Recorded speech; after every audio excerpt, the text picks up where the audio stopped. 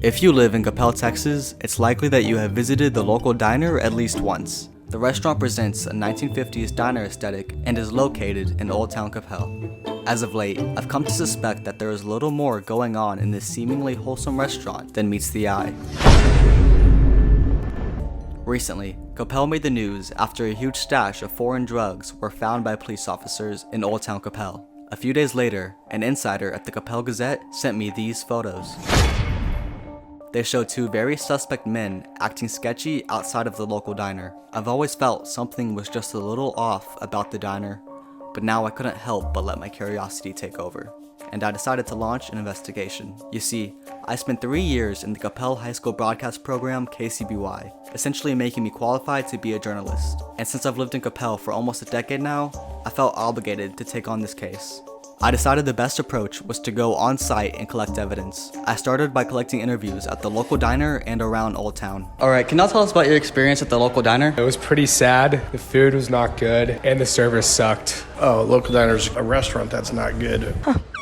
One time when I was like 12, the waiter dropped a whole plate, like a whole tray of like eaten food on my back. Sad. It's mid. Pancakes are always kind of soggy, so I'm just kind of like, it exists, but that's the most I have to say about it. It's there. Yeah, so the last few times I've went, it's been pretty bad, and they tried to charge me for a lot of stuff I didn't pay for. The service was terrible. They didn't come to my seat until I had to get up and ask the people, and they were just kind of rude in general. They weren't really nice to me at all. So do you believe the rumors about the diner? I do. Local diner, honestly, is probably just some international drug trade that they've been running for years that no one's caught on to. But that's just me. I wouldn't know anything. I wouldn't be surprised if it was true. I'm moving out of Coppell and never coming back. Sad. My interviews added personal testimonies to my case, but I wanted on-hand evidence. I didn't want to support the business, but I had committed myself to going undercover, so I ordered hash browns and a chocolate milk. As predicted, the food was awful, but that wasn't enough to crack a criminal case. We looked around for more evidence and found a potentially illegal substance, but there wasn't evidence that it was purchased at the diner itself. So with no hard evidence, I decided to leave, unsatisfied, until a woman who recognized me from my past journalist work came up to me. Young woman, told us what you found in this burger. I found an illegal substance in my burger. And where did you get this burger? Local diner.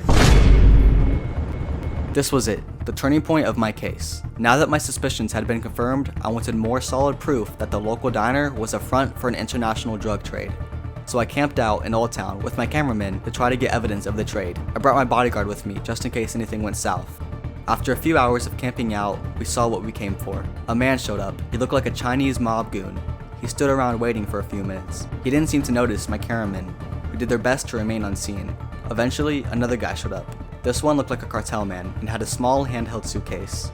When they met, the cartel man opened up his suitcase, and that's when I had solid evidence.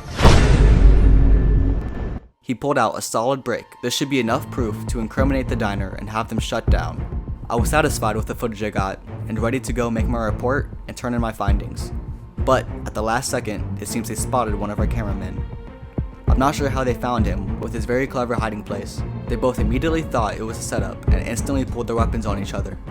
Eventually, they saw my car and aimed their weapons on me as well. I made a sneaky escape, but could hear shots being fired.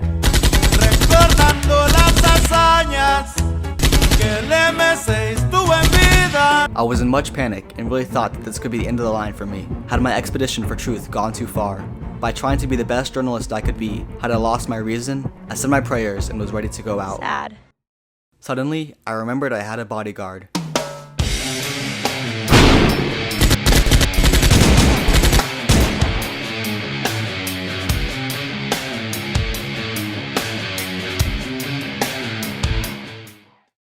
Luckily, he had quickly handled the situation. My cameraman and I collected the evidence that we could turn into the police. My bodyguard was pretty happy with himself. When it was all said and done, I turned in my evidence to the police. Needless to say, I don't think this diner will be in business much longer.